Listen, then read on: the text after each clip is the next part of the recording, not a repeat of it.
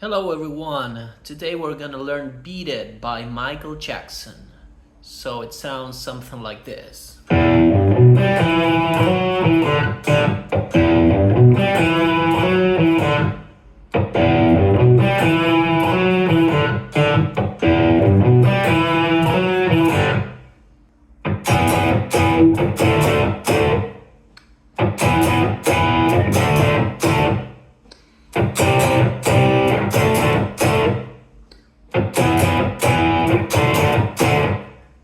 Alright, now let's try it at 140 BPM, which is around the tempo of the song.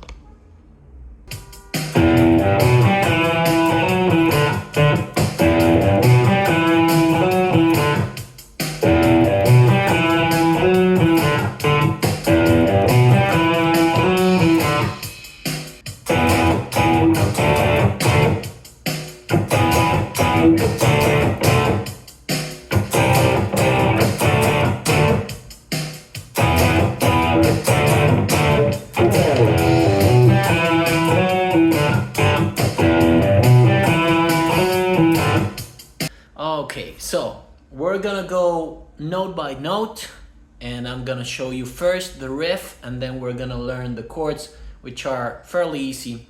But yeah, we're gonna go one thing at a time. So let's go to the riff. The way that I'm playing it, I'm placing my index finger on the second fret and my middle finger on the third, the ring finger on the fourth, okay?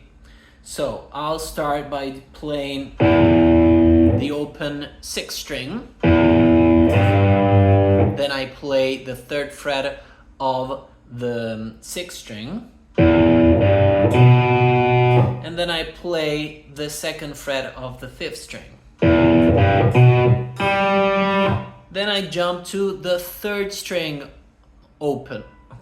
Then I play the 2nd fret of the 4th string.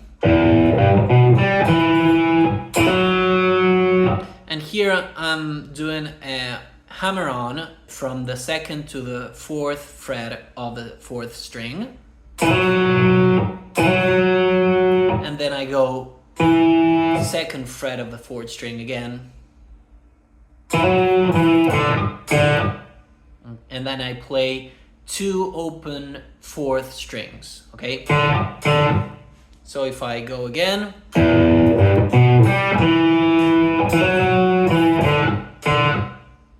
all right.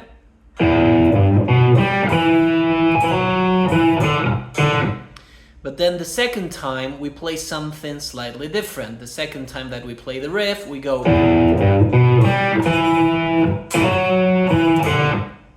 The second time we play the same notes, exactly the same notes, but we finish only with the 4th open 4th, okay?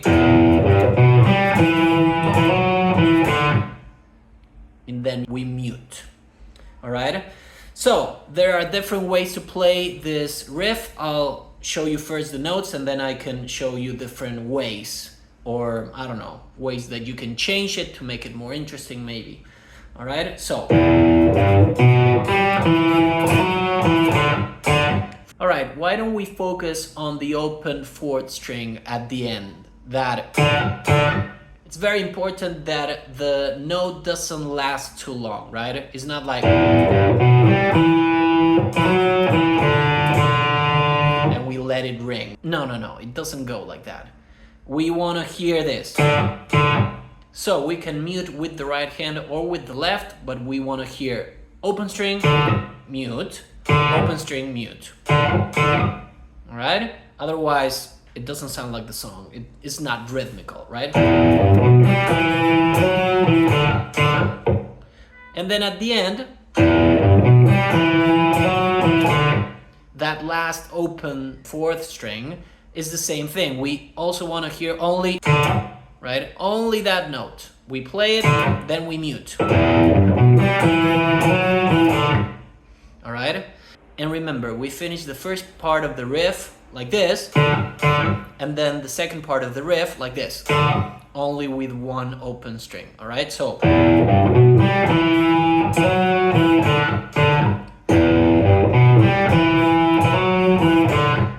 And then we start over.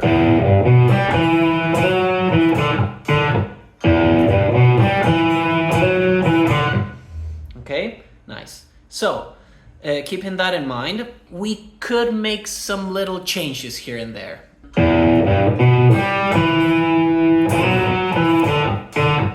We could do that. We could slide to get to that note. And actually, when I play the song, I find myself doing this a lot.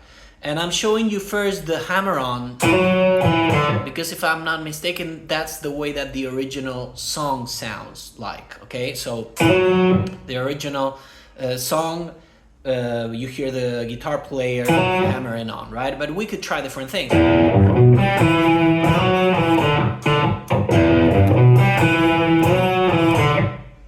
Yeah?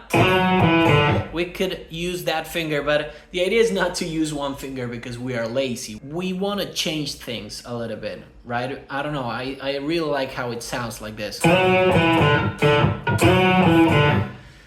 So what we do here, we slide with the index finger from the second to the fourth. Then we go to the second. And then we keep going with the riff, right? So we slide to go, and then we go back with the index.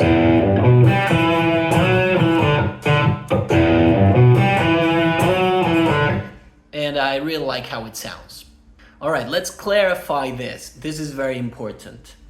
When we are playing the riff, I'm showing you how we played in open E standard tuning, all right? That means that when we hear the guitar, we hear, right? We hear our standard tuning where we have E, A, D, G, B, and E. But the original actually is tuned to E flat. So I'm gonna add in the captions, I'm gonna add a video of the song in standard tuning, right? So what I did is I took the original song and I changed it. So what I did is I changed the audio so everything sounds half a step higher. What does that mean? That means that you'll be able to play this riff and you won't have to change the tuning of the guitar. Because if we need to change the tuning every time we play a different song, that doesn't sound too comfortable, right? That doesn't sound too easy to me, all right? So when we play the song, we are gonna play over this track. If we play over the original song, it's not gonna sound right because the original is in E flat. That would mean that we would have to change, and this would have to be E flat, then the fifth would have to be A flat, then D flat, and etc., right? So everything half a step below. We want to keep the standard tuning, the E standard tuning that we always use, and play the song like that, okay? Just keep that in mind, that is very important. We play the riff during the intro and also during the chorus. Okay, if you hear the chorus, you will hear that beat it, beat it, beat it, beat it, right? And in the back,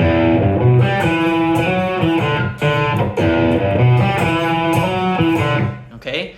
During the verses though, we play the power chords, right? We play something different. But in the intro and in the chorus, we will hear this riff, and that's why I'm teaching you this riff, because we played a lot throughout the song and it's a really cool riff, right? And now let's go to the verse. We're gonna practice the power chords. The power chords will be E5, D5, and C5, all right? And if you don't know what that means that the E5 is index on the 7th fret of the 5th string, and then the ring finger on the 9th fret of the 4th string. All right, we play both strings at the same time. Then the D5 is the 5th fret on the 5th string with our index, and then here with the ring finger we play the 7th fret of the 4th string. That's our D5. And then we have the C5, which is the 3rd fret of the 5th string with our index, and then the 5th fret of the 4th string with our ring finger, okay? We play both strings at the same time when we pluck. The idea is that we only play 2 strings when we pluck, okay? Only 2 strings. A way that you can do this is by playing like this. Not playing, you know, plucking down like, but just pulling your pick away a little bit. So you only hit those 2 strings. So, what am I playing here? That's the rhythmic pattern, and that is very important. I'm playing the first 2 chords. I can play them together, right? One after the other, no rests in between. But then the 3rd chord, I want to hear a rest in between the chords, right? Between the 2nd and the 3rd. So, and after that 3rd chord, I mute again. Otherwise, it sounds like this.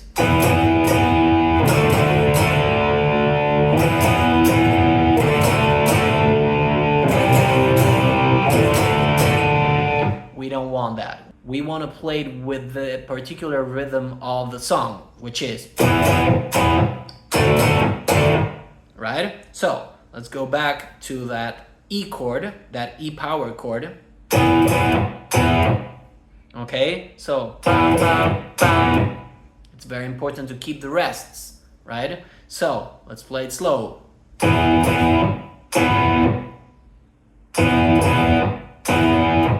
Then we change chords. We go to the D5. By the way, you may notice that I'm playing the power chords sometimes with the ring finger, sometimes with the pinky, but that's up to you. Whichever way that you prefer to play power chords. So let's go again. Okay, when we play the D chord, I'm playing the same rhythmic pattern, the same, okay? So 1, 2, 3, between the 2nd and the 3rd chord, there's a rest, and after the 3rd chord, we also mute the strings, right? So then we repeat that E and D. And after we play that twice, we change to the C chord and we play the same rhythmic pattern. But here, instead of going from E to D, we go from C to D. Okay, so fret 3, my index is on fret 3, and then it goes to fret 5. Okay, so first time, 2nd time, 3rd time, and then the 4th time we play the first again. And that's the full round of chords. Okay, then it starts again. So let's play the round of chords 2 times. Okay, I'm gonna play at this tempo. 1, 2, 3, 4. 3, 4. 3, 4. 3, 4. Starts over. 3, 4.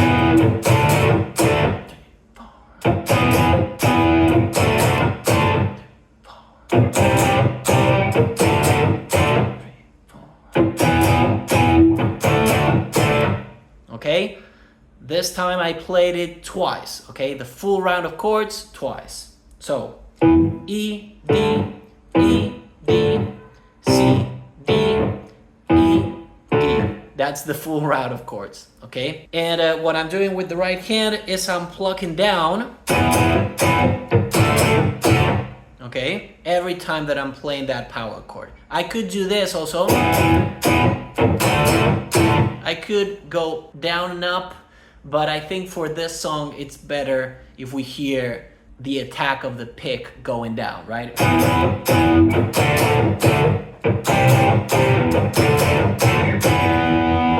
So that's it. That's Beat It by Michael Jackson. I hope you enjoyed it. Remember to subscribe.